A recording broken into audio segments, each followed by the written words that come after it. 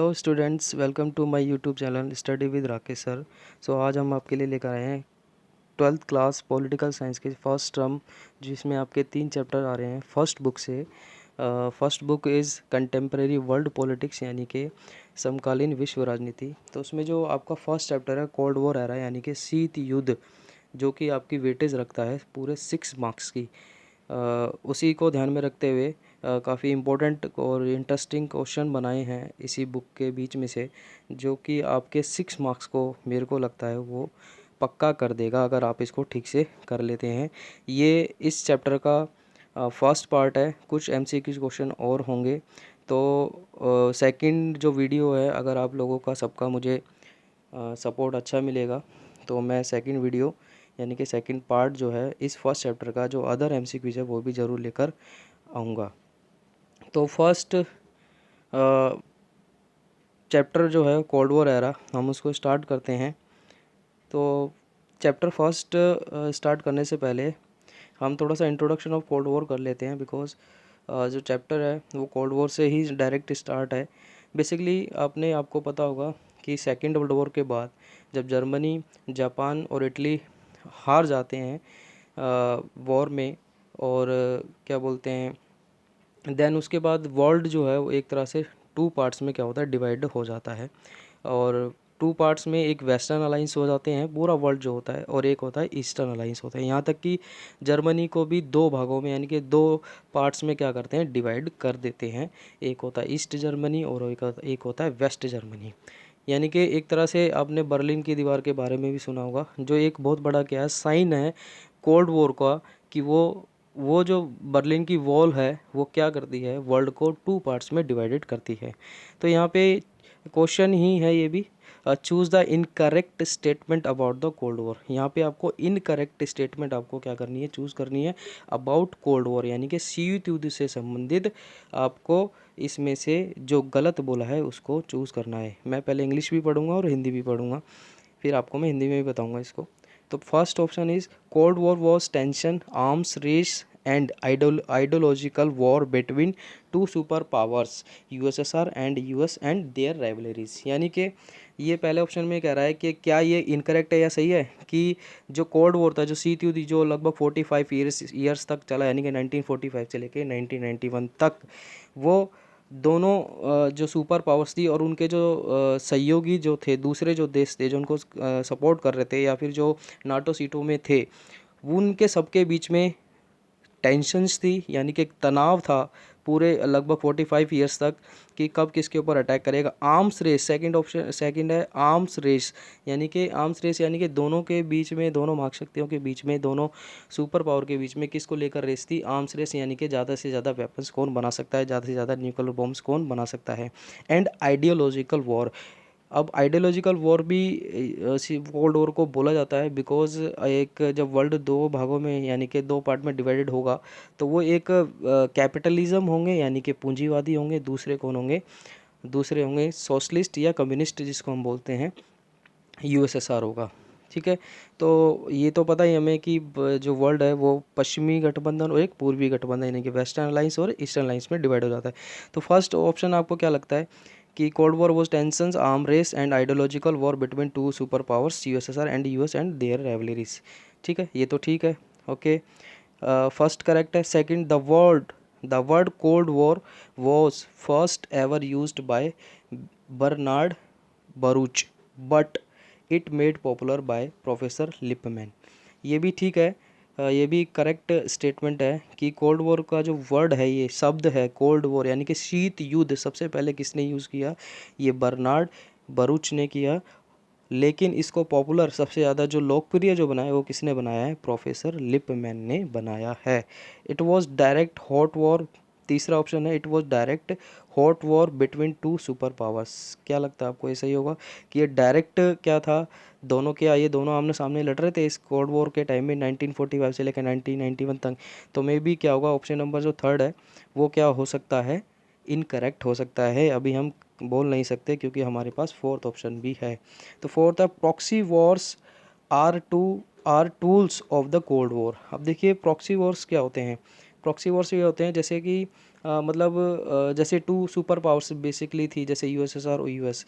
ये क्या करती थी कि ये डायरेक्ट वॉर में मतलब इंक्लूड नहीं होती थी। ये क्या करती थी, पीछे से अपने जो देश, किसी देश, जैसे मान लीजिए कोरिया के बीच में अगर जैसे होता है 1950 में, जो नॉर्थ कोरिया होता है वो साउथ कोरिया के ऊपर अटैक करता है, ठीक है। तो नॉर्थ कोरिया को कौन सपोर्ट कर रहा होता है, यूएसएसआर कर रहा होता है, और देन फिर साउथ कोरिया को कौन करता है, अमेरिका कर रहा होता है, उसको मिलिट्री मतलब हेल्प दे रहा होता है। ऐसे ही जब हमारा 1971 में पाकिस्तान के साथ वॉर होता है, तो वो भी एक तरह से प्रॉक्सी वॉर ही होता है, बिकॉज उस टाइम पर जो पाकिस्तान को यूएस क्या कर रहा था, वेपन सप्लाई कर रहा था, उसको हेल्प कर रहा था। और हमें फिर जब ये इस बात का एहसास हुआ, तो हमने भी फिर रसिया से यानी कि यूएसएसआर से हेल्प मांगी, और उन्होंने हमारी हेल्प की, और फिर हमने क्या किया, बांग्लादेश को रिलीज़ कराया और आज़ाद कराया। तो proxy wars are tools of the cold war. बिल्कुल है, ये जो शीत युद्ध चला ना, क्योंकि इसमें क्या हुआ कि दोनों कंट्री जो सुपर पावर थी, यूएस और यूएसएसआर, ये दोनों सामने तो नहीं आई, लेकिन पीछे से क्या करती रही, एक देश को क्या करती रही, सपोर्ट करती रही अपने वेपन्स के द्वारा, ताकि वो दूसरे देश को हरा सके, यानी कि दूसरी विचारधारा को हरा सके। तो इसमें जो ऑप्शन होगा बच्चों, आपको क्लियर पता चली गया इसके अंदर कि ऑप्शन नंबर क्या होगा, ऑप्शन नंबर थर्ड क्या होगा इसका राइट, इनकरेक्ट होगा स्टेटमेंट होगा कोल्ड वॉर के, क्योंकि ये डायरेक्ट वॉर नहीं था, हॉट वॉर नहीं था। ये किसका वॉर था, ये था टेंशंस का, ये था आर्म रेस का, ये था आइडियोलॉजिकल वॉर था बिटवीन दोनों सुपर पावर्स के बीच में। चलिए, ये हो गया हमारा फर्स्ट क्वेश्चन। सेकंड क्वेश्चन जो हमारा है वो है, ओ सॉरी, फर्स्ट क्वेश्चन ही है, why did the non aligned countries established NIEO, new international economic order, ठीक है। और हिंदी में भी है, गुटनिरपेक्ष देशों ने नव अंतर्राष्ट्रीय आर्थिक व्यवस्था की स्थापना क्यों की, ठीक है। तो पहले हम इसको ये समझ लेते हैं थोड़ा सा कि जो नॉन अलाइनमेंट कंट्रीज़ है, देखिए अभी हमने कोल्ड वॉर पढ़ा, तो हमने वेस्टर्न अलाइंस और ईस्टर्न अलाइंस भी पढ़ लिया कि भाई वेस्टर्न अलाइंस में जो थे वो कैपिटलिस्ट थे, यानी कि पूंजीवादी थे, जिसमें यूएस था, ठीक है, जापान भी उसमें था, ठीक है, यूरोप की कंट्रीज़ भी उसमें थी। और दूसरी तरफ था वेस्टर्न अलाइंस, जिसमें कौन थे, जो किस आइडियोलॉजी को लेकर चल रहे थे, वो कम्युनिज्म को लेकर चल रहे थे, ठीक है, जिसमें पूरा यूएसएसआर था, जिसमें 15 कंट्रीज़ थी। तो ये दोनों जो विश्व दो भागों में बटे हुए थे। तो अब बेसिकली कुछ कंट्रीज़ ऐसी थी जो उसी टाइम पे लाइक इंडिया 1947 में इंडिया क्या है, अपनी उनको इंडिपेंडेंट मिलती है। ऐसे ही 15 कंट्रीज़ थी अफ्रीका की, वो भी न्यूली इंडिपेंडेंट होती है, नई बनती है। यानी कि अब उनके सामने ये ऑप्शन होता है कि अभी तो वो आज़ाद हुए हैं और उनके सामने मतलब पूरी दुनिया दो भागों में बटी हुई है, और अब उनको किसी ना किसी एक गठबंधन में या एक अलाइंस में जाना पड़ेगा, या वेस्टर्न अलाइंस में जाना पड़ेगा या ईस्टर्न अलाइंस में जाने का। देन कुछ जैसे हमारे PM जवाहरलाल नेहरू इंडिया से, ठीक है, और इजिप्ट के हो गए, और यूगोस्लाविया, ऐसे कुछ कंट्रीज़ अफ्रीका और एशिया के कुछ कंट्रीज़ ने मिलकर एक नेम की क्या की, इस्टेब्लिशमेंट की। अभी नेम की, यानी कि नेम का मतलब हो गया नॉन अलाइनमेंट मूवमेंट, यानी कि नॉन का मतलब हो गया, नॉन मतलब नहीं, नेगेटिव, यानी कि गुट निरपेक्ष आंदोलन। यानी कि हम देखिए नाम से ही आपको पता चला, गुट निरपेक्ष, यानी कि किसी गुट में शामिल नहीं होना। निरपेक्ष का मतलब होता है अलग हो जाना, ठीक है। तो यानी कि हम ना तो वेस्टर्न अलाइंस में होंगे ना ईस्टर्न अलाइंस में होंगे, क्योंकि ये दोनों जो अलाइंस बने हैं, ये क्या बने हैं बच्चों, ये मिलिटेंट ग्रुप बने हैं, यानी कि सैनिक ग्रुप बने हैं। चलिए, तो अब कंट्रीज़ जो नॉन एलिमेंटिंग कंट्री, इन्होंने सोचा कि चलो हम ना इधर जाएंगे ना इधर जाएंगे, तो इन्होंने क्या किया, हम एक ऐसा क्या करते हैं कि नई अंतर्राष्ट्रीय आर्थिक व्यवस्था, यानी कि न्यू इंटरनेशनल इकोनॉमिक ऑर्डर क्या करते हैं, इस्टेब्लिश करते हैं। अब इनको ज़रूरत क्या पड़ गई बच्चों ये करने की, बिकॉज 1945 से पहले पहले, बिकॉज सेकेंड वर्ल्ड वॉर में भी या उससे पहले भी पूरे वर्ल्ड पे यूरोप की कंट्रीज़ का क्या था, पूरा रूल था, यानी कि कॉलोनाइज थी कंट्रीज़ को, उन्होंने गुलाम बनाया था। इनफैक्ट इंडिया भी खुद एक क्या था, कॉलोनाइज था। हमने फर्स्ट वर्ल्ड वॉर में भी अपने सैनिक्स और अपने रिसोर्सेज को देते हैं, ठीक है। सेकेंड वर्ल्ड वॉर में फिर गांधी जी मना कर देते हैं, बट फिर जो नेताजी होते हैं वो जाते हैं जर्मनी की तरफ से, अंग्रेज़ होते हैं यहाँ पे, ब्रिटिश होते हैं, उसके अगेंस्ट में वॉर करने के लिए। सो बट ऑफिशियली इंडिया जो था वो सेकेंड वर्ल्ड वॉर में किसी के साथ में नहीं था, ठीक है बच्चों। तो यहाँ पर क्वेश्चन आपका ये है कि जो जो गुटनिरपेक्ष जो देश है, ये जो अलग हो गए, इन्होंने इस चीज़ की मांग क्यों की? क्योंकि ये जो जैसे सेकेंड वर्ल्ड वॉर में भी हमारे काफ़ी रिसोर्सेज का यूज़ किया, ठीक है, और दूसरे देशों को इन्होंने शोषण किया हुआ था, इकोनॉमिकल इस एक्सप्लॉयटेशन इन्होंने किया हुआ था दूसरी कंट्रीज़ को, जैसे अफ्रीका की हो गई। तो ये देश चाहते थे कि अगर हम अब आज़ाद तो हो गए हैं, लेकिन आज़ाद होने के बाद ये गारंटी नहीं है कि ये जो बड़े बड़े देश हैं, ये हमें दोबारा गुलाम बनाएंगे या नहीं बनाएंगे। तो इसलिए ये क्या करते हैं, नेम की इस्टेब्लिशमेंट करते हैं। और इनका जो मेन ऑब्जेक्टिव होता है वो क्या होता है कि वो क्यों करते हैं, न्यू इंटरनेशनल इकोनॉमिक ऑर्डर की शुरुआत, या फिर गुटनिरपेक्ष जो देश हैं वो नव अंतर्राष्ट्रीय आर्थिक व्यवस्था की स्थापना क्यों करते हैं। तो पहला क्या है कि फर्स्ट ऑप्शन देखेंगे, इसमें क्या करेक्ट हो सकता है, टू प्रोवाइड मिलिटेड हेल्प। क्या वो मिलिटेड हेल्प करना चाहते थे एक दूसरे को? नहीं करना चाहते थे, क्योंकि वो उनका तो मिलिटेड से कोई मतलब ही नहीं था, क्योंकि वो खुद ही ना किसी नाटो सीटो सेंटो किसी में भी नहीं गए थे। Attaining economic development and political independence, ये सही हो सकता है। टू सप्लाई वेपन्स, यानी कि जो दूसरा वाला है, attaining economic development and political independence, यानी कि हिंदी में देखेंगे दूसरे वाले को, आर्थिक विकास और राजनीतिक स्वतंत्रता प्राप्त करना, ठीक है। तीसरा है टू सप्लाई वेपन्स, यानी कि हथियारों की आपूर्ति, क्या वो हथियारों की आपूर्ति करते थे।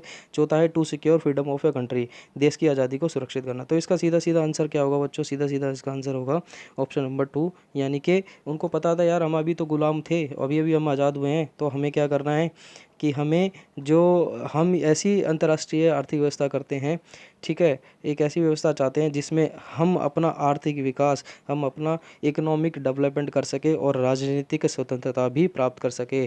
क्योंकि अगर किसी एक अलायंस में अगर हम चले गए, तो उसके जो भी देश के जो भी डिसीजन होंगे, जो पॉलिसी बनेगी, जो नीतियाँ बनेंगी, वो किसके द्वारा बनेगी? वो सुपर पावर के द्वारा ही बनेगी। तो जो गुटनिरपेक्ष देश क्या चाहते थे?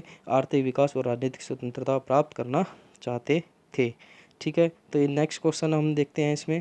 इसमें नॉन अलाइनमेंट मूवमेंट से रिलेटेड और भी बहुत सारे क्वेश्चन बन सकते हैं।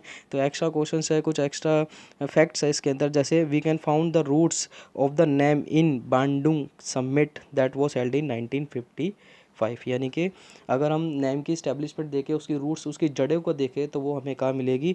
जैसे पहले में लिखा, गुटनिरपेक्ष आंदोलन की जड़ें हमको बांडुंग में 1955 में हुए सम्मेलन में दिखाई देती है, ठीक है। ये एक सम्मेलन था जो अफ्रीका कंट्री और एशिया कंट्री का एक समिट होता है बांडुंग में, ठीक है। 1955 में, जो जहाँ पर एक नींव रखी जाती है, माइलस्टोन होता है किसके लिए? नेम के लिए, जो एक मतलब यूनिटी दिखाता है अफ्रीका और एशिया की कंट्री को जो अनडेवलप्ड है, ठीक है। उसके बाद दूसरा ऑप्शन है, first non alignment movement summit was held in Belgrade Yugoslavia in 1961।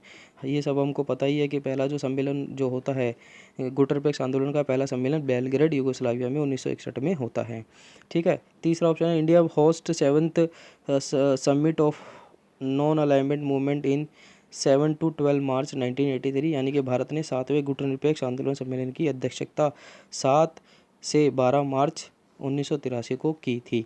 यानी कि अभी तक भारत ने सिर्फ एक ही बारी नॉन अलाइनमेंट मूवमेंट का जो समिट होते हैं, जो सम्मेलन होते हैं, उसके सिर्फ एक ही बारी क्या की है? अध्यक्षता की है। और वो कब की है? 1983 में, मार्च में। लास्ट इसका क्या है? इसका फैक्ट एक और है, last summit of NAM was held in Azerbaijan in 2019, यानी कि and next summit will be hosted by the Uganda in 2023, यानी कि गुटनिरपेक्ष आंदोलन का आखिरी सम्मेलन अजरबैजान 2019 में हुआ और अगला 2023 में युगांडा में होगा, ठीक है। तो ये कुछ अलग इसके फैक्ट्स थे। अब हम आते हैं अपने क्वेश्चन पे। क्वेश्चन नंबर जो 2 है, what was the high point of the cold war and why, यानी कि कोल्ड वॉर का जो एक पूरा टाइम है, लाइक 1945 से 1991 तक, इसमें एक कोई ऐसा इंसिडेंट है जिसको हम कह सकते हैं कि हाँ भाई ये एक क्या था, हाई पॉइंट था या पीक पॉइंट था, या फिर हिंदी में हम क्या बोलेंगे, शीत युद्ध का उच्च बिंदु या चरम बिंदु क्या था। तो आइए हम इसमें से 4 ऑप्शन है यहाँ पे, हम देखते हैं कौन से हो सकते हैं। पहला है, first Cuba missile crisis, bombing on Hiroshima and Nagasaki, Congo crisis, establishment of name, ठीक है। तो क्या होगा इसमें? हिंदी में क्यूबा मिसाइल संकट, हिरोशिमा और नागासाकी पर बमबारी, कांगो संकट और नेम की स्थापना। तो क्या होगा इसके अंदर? इसके अंदर होगा ऑप्शन नंबर 1 होगा, ऑप्शन नंबर 1, यानी कि क्यूबा मिसाइल संकट होगा। क्यों होगा क्यूबन मिसाइल संकट? बिकॉज आपको पता है 1961 के अंदर उससे पहले ही जो यूएसएसआर था, अमेरिका के पास एक छोटा सा द्वीप है, आइलैंड है जिसको क्यूबा बोलते हैं, वहाँ पर उन्होंने अपनी मिसाइल्स को क्या किया हुआ था, इंस्टॉल किया हुआ था, वहाँ पे लगाया हुआ था ताकि यूएस को टारगेट करना और भी इजी हो सके। तो इसकी देन 1961 में इनको खबर मिलती है, इंफॉर्मेशन मिलती है अमेरिका को। देन यूएस के जो प्रेसिडेंट होते हैं जॉन एफ कैनेडी, वो ऑर्डर देते हैं निकिता कुर्सेव को। देन निकिता कुर्सेव एक्सेप्ट करते हैं ऑर्डर को, ठीक है। और फिर निकिता कुर्सेव समझदारी दिखाते हैं, नहीं तो अगर वो एक्सेप्ट नहीं करते और तो फिर दोनों की जो आर्म्स फोर्सेस थी, जो वो दोनों आमने सामने ही थी, कन्फ्रंटेशन हो गया था। तो अगर वो एक्सेप्ट नहीं करते, समझदारी नहीं दिखाते, तो may be it could be converted into third world war, और शायद हम यहाँ वीडियो नहीं बना रहे होते, या फिर वर्ल्ड जो होता है वो बहुत ज़्यादा पीछे होता है इकोनॉमिकल के उसके बेस पे। तो समझदारी दिखाई निकिता कुर्सेव ने कि उन्होंने क्या किया, अपनी क्यूबा से सारी मिसाइल्स को विड्रॉ कर लिया। तो ये क्वेश्चन मुझे लगता है आपको समझ में आ गया होगा कि कोल्ड वॉर का जो हाई पॉइंट है वो क्या है, क्यूबा मिसाइल क्राइसिस है। Second question is the two bombs deads that dropped on Hiroshima and Nagasaki and when? Hiroshima और नागासाकी पर कब परमाणु बम गिराए गए और उनके नाम बताइए। तो यहाँ there are only 3 options, Little Boy Fat Man 6 और 9 अगस्त, लिटिल मैन फैट बॉय 7-10 अगस्त, लिटिल बॉय एंड फैटमैन 5-7 अगस्त। तो इसका जो ऑप्शन होगा, ऑप्शन नंबर क्या होगा बच्चों? ऑप्शन नंबर ए होगा लिटिल बॉय यानी कि छोटा बच्चा, और मोटा आदमी यानी कि फैटमैन होगा। अच्छा, लिटिल बॉय जो है और ये फैटमैन है, ये दोनों क्या है, वो जो न्यूक्लियर बॉम्ब जो डालते हैं जापान के ऊपर अमेरिका के द्वारा, वो ये दोनों नेम जो होते हैं वो कोड नेम होते हैं। और बच्चों आपको पता होगा ये 6 और 9, 6 को अगस्त को तो लिटिल बॉय डालते हैं और फैटमैन डालते हैं 9 अगस्त को, और ये बच्चों अगस्त में ही डालते हैं। और ये जो टेस्ट करते हैं वो इससे एक महीना पहले ही टेस्ट, जो न्यूक्लियर टेस्ट करते हैं अमेरिका करता है, यानी कि जुलाई में करता है, ठीक है। तो ये क्वेश्चन आपको समझ में आ गया होगा। Next question is when was NATO signed and it's full form? Choose the correct option. NATO यानी कि देखो बच्चों हिंदी में प्रॉब्लम हो जाती है, कभी नाटो देखो ऐसा भी लिखा आता है जैसा भी इसमें दिख रहा है आपको, ठीक है। तो नाटो आप कंफ्यूज मत होना, आप इंग्लिश में ही याद करेंगे तो मेरे को लगता है ज़्यादा अच्छा बेनिफिट होगा आपके लिए। चलिए देखते हैं, तो इसकी स्थापना कब होती है नाटो की, और इसका पूर्ण रूप क्या होता है। देखो बच्चों, नाटो, सीटो और सेंटो और वार्सा पैक्ट, ये सब क्या है, तीनों के चारों ये है मिलिटेंट ग्रुप है, यानी कि मिलिटेंट ऑर्गेनाइजेशन है ये सारी की सारी। यानी कि इनका काम क्या है, सैनिक सुरक्षा करना, सहायता देना, ठीक है, अपने देशों के जो भी संगठन है उसको। तो देखते हैं नाटो की स्थापना कब होती है और इसका पूरा नाम क्या है। इसके फर्स्ट है May 1948 North Atlantic Treaty Organisation, second है April 1949 North America Treaty Organisation, third है April 1949 North Atlantic Treaty organisation, and fourth है July 1949 non alignment treaty organisation. तो यहाँ पे ऑप्शन क्या होगा बच्चों? सीधा सीधा यहाँ पे ऑप्शन जाएगा हमारा, ऑप्शन हमारा जाएगा अप्रैल 1949 नॉर्थ अटलांटिक ट्रीटी, यानी कि ऑप्शन नंबर थर्ड जाएगा अप्रैल 1949 नॉर्थ अटलांटिक ट्रीटी ऑर्गेनाइजेशन, ठीक है। यहाँ पे बच्चे नॉर्थ अमेरिका में कंफ्यूज हो जाते हैं, नॉर्थ अमेरिका नहीं है, अटलांटिक है, जो अटलांटिक ओशियन है वहाँ पे बेसिकली क्या होता है, यूरोप की जो कंट्रीज होती है उसका क्या होता है, एक सैनिक गठबंधन होता है। चलिए question number 5, question number 5, when was CENTO? देखिए अभी भी मिलिटेंट सेंटो जो था वो क्या था, वो भी एक मिलिटेंट ऑर्गेनाइजेशन था, ठीक है। ये कब इस्टेब्लिश हुआ एंड इट्स फुल फॉर्म, और इसकी फुल फॉर्म क्या है। तो सेंटो की स्थापना कब हुई और इसका पूर्ण रूप लिखिए, ठीक है। तो सेंटो की स्थापना फर्स्ट ऑप्शन है फेब 1955 सेंट्रल ट्रेडी ऑर्गेनाइजेशन, जुलाई 1955 सेंट्रल ट्रेडी ऑर्गेनाइजेशन, सितंबर 1957 सेंट्रल ट्रेडी ऑर्गेनाइजेशन, दिसंबर 1956 सेंट्रल ट्रेडी ऑर्गेनाइजेशन। तो इसका आंसर क्या होगा बच्चों? इसका आंसर होगा सीधा सीधा हमें पता है कि जो सेंटो है वो ऑप्शन नंबर क्या होगा, फर्स्ट होगा 1995 में सेंटो की इस्टेब्लिशमेंट होती है, ठीक है, ओके। चलिए, तो यहाँ पे एक कुछ और इसके एक्स्ट्रा पॉइंट है बच्चों, कि नोट में जहाँ पर है, ये जो नोट लिखा हुआ है यहाँ पे, ये कि सेंटो जो है बच्चों, CENTO known as Baghdad pact and METO, यानी मीटो की फुल फॉर्म क्या है, Middle East Treaty organisation, and it full members are Iraq, Iran, Pakistan and United Kingdom, and it associated member it is United States of America. ठीक है बच्चों, तो basically क्या है, ये भी एक मिलिटेंट ग्रुप ही था, लेकिन ये एक तरह से सहयोग करके बनाया गया था। जो मिडल ईस्ट के जो वो हैं, एशिया के जो मिडल ईस्ट एशिया के जो देश हैं कुछ, जैसे ईरान हो गया, इराक हो गया, और इसमें पाकिस्तान भी शामिल था। ठीक है, तो इसको बगदाद पैक्ट भी कहा जाता है। ठीक है, तो इसका ऑप्शन क्या होगा बच्चों, इसका ऑप्शन होगा सीधा सीधा 1955 सेंट्रल ट्रीटी ऑर्गेनाइजेशन। ठीक है, नेक्स्ट क्वेश्चन पे चलते हैं हम।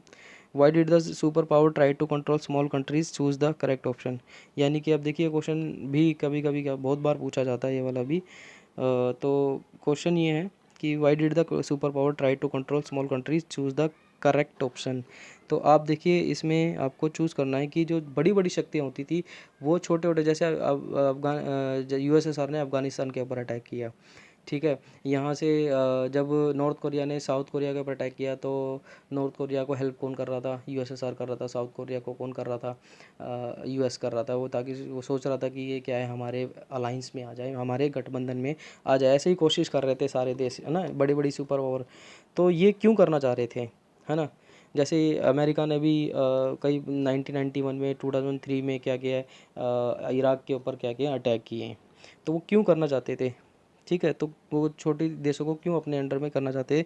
तो यहाँ पे देर आर 4 ऑप्शंस। पहला ऑप्शन मैं इंग्लिश में पढ़ रहा हूँ, vital resources oil and minerals, यानी कि वो क्या चाहते थे कि महत्वपूर्ण संसाधन होते हैं उनके पास, एंड मिनरल्स होते थे, यानी कि खनिज वगैरह की यूज़ करने के लिए।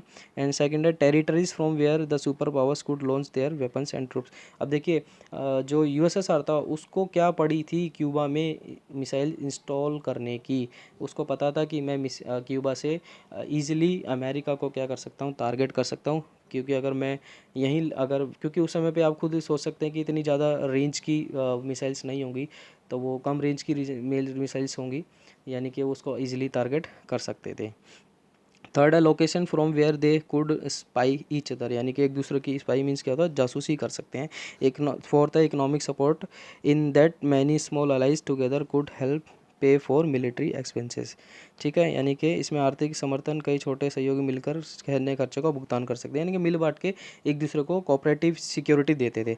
तो यहाँ पे हिंदी में भी समझ में आ गया होगा बच्चों कि महाशक्तियाँ छोटे देशों को क्यों नियंत्रण करना चाहती है। उनके महत्वपूर्ण, पहला है महत्वपूर्ण संसाधन तेल और खनिज को लेने के लिए, वे क्षेत्र जहाँ महाशक्ति अपने हथियारों को सैनिक लॉन्च कर सकती है, सैनिकों को या हथियारों को लॉन्च कर सकती है, या फिर मिसाइल को लॉन्च कर सकते हैं। और तीसरा है स्थान जहाँ से वे एक दूसरे की जासूसी भी कर सकते हैं। भाई क्यूबा से अमेरिका की जासूसी करना क्या होगा, ईजी होगा। इसमें आर्थिक समर्थन, कई छोटे सहयोग मिलकर, यानी कि सब क्या कर सकते हैं, मिलकर एक साथ कोऑपरेटिव यानी कि सहयोगी सुरक्षा भी दे सकते हैं। तो इसमें आपको क्या करना है बच्चों, इसमें चूज़ करना है आपको करेक्ट ऑप्शन। तो यहाँ मुझे क्या लग रहा है, हमें तो सारे ही करेक्ट लग रहे हैं, यानी कि ऑप्शन नंबर क्या आ जाएगा, 4 ABCD। ठीक है, चलिए नेक्स्ट क्वेश्चन पे चलते हैं। व्हेन वो सीटो signed and it's full form. देखिए बच्चों सीटो जो है, अभी हमने सेंटो पढ़ा था, लेकिन सेंटो से पहले सीटो साइंड होता है। और इसका फुल फॉर्म क्या है देखते हैं। Option there are 4 option. 1954 South East Asia Treaty Organisation, 1955 South Europe Treaty Organisation, September 1954 South East Asia Treaty Organisation, 1957 South East Africa Treaty organisation. तो सीधा इसका आंसर क्या होगा बच्चों, इसका आंसर होगा सितंबर 1954 तो है, लेकिन सितंबर 1954 है। और South East Asia Treaty Organisation इसका क्या होगा, करेक्ट आंसर होगा। ठीक है, चलिए सीटो भी बच्चों क्या था, मिलिटेंट ऑर्गेनाइजेशन था। Question number 8, when was Warsaw Pact signed and what was its objective. देखिए अब ये नाटो, सीटो और सेंटो तीनों हमने पढ़े। ठीक है, अब नाटो, सीटो, सेंटो ये थे ये किस गठबंधन में थे, ये थे वेस्टर्न अलाइंस में, यानी कि पश्चिमी गठबंधन में थे। अब पूर्वी गठबंधन को भी तो कुछ बनाना है, तो उन्होंने क्या बनाया, वार्सा पैक्ट बनाया।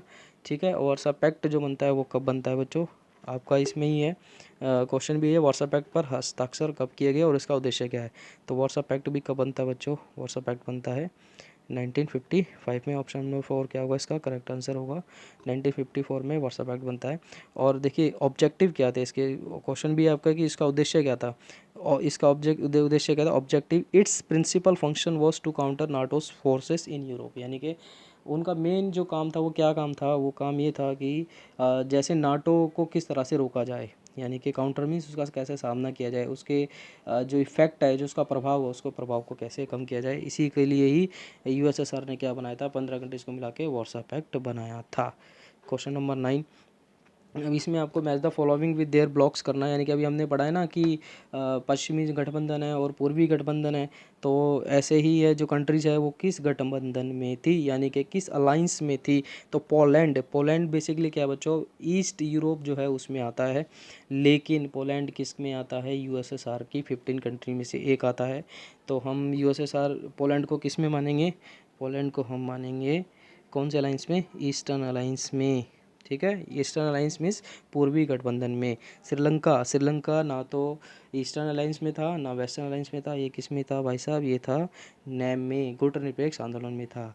अब फ्रांस किस में था बच्चों, फ्रांस को मैच करेंगे तो वेस्टर्न अलाइंस में था, हमें पता ही है क्योंकि फ्रांस है, यूरोप है, और यूरोप की जो कंट्रीज थी सारी नाटो की कंट्रीज ही थी।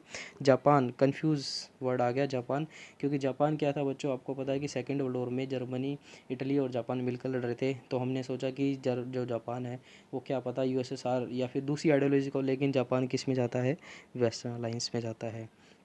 जापान कैपिटलिस्ट कंट्री है, स्टार्टिंग से ही थोड़ा सा रूल होता है, स्टार्टिंग में जब इन पे हिरोशिमा नागासाकी पे जब बम गिरते हैं तो यूएस उस पर कंट्रोल करता है, यूएस की मर्ज़ी से ही वहाँ पे संविधान बनता है उनका, लेकिन बाद में क्या होता है, वहाँ पे डेमोक्रेटिक गवर्नमेंट आ जाती है।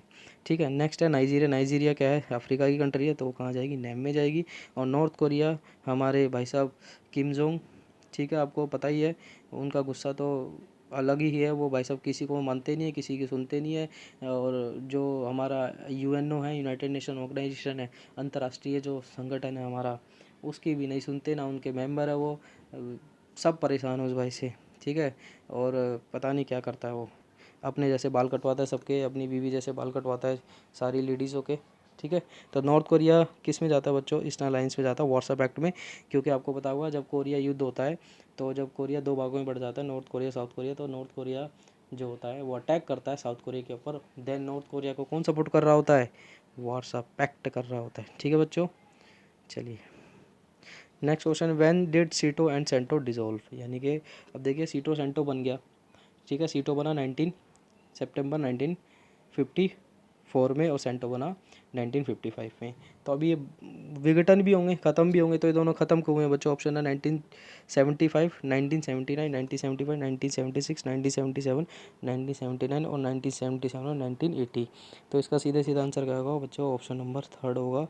ठीक है, 1977 और 1979, यानी कि सीटो जो होता है वो डिज़ोल्व होता है, यानी कि उसका विघटन होता है 1977 में, और जो सेंटो होता है वो कब होता है, 1979 में डिज़ोल्व होता है। चलिए देखिए क्वेश्चन नंबर 11 है, और ये बड़ा क्वेश्चन है, तो ये दोनों लैंग्वेज में होगा। Choose the correct statement about the logic of difference. देखिए एक टॉपिक आएगा आपका बीच के अंदर कि ये जो कोल्ड वॉर को ही क्यों हुआ, मतलब कि लड़ाई क्यों नहीं हुई, है ना, मतलब हॉट वॉर में कन्वर्ट क्यों नहीं हुआ इतने साल तक, मतलब किस में इतना धैर्य था, किस में इतनी सहन शक्ति थी रुकने की, सब कुछ होने के बावजूद। अमेरिका ने भी टेस्ट कर लिया था, है ना, न्यूक्लियर्स का, और यूएसएसआर ने भी कर लिया था, कई कंट्रीज ने न्यूक्लियर टेस्ट कर लिए थे। ठीक है, लेकिन एक वर्ड था लॉजिक ऑफ डिटरेंस, यानी कि डिटरेंस का यहाँ पे हिंदी का में अगर हम बात करेंगे तो उसको बोलेंगे अवरोध। क्या बोलेंगे बच्चों हिंदी में इसको, अवरोध।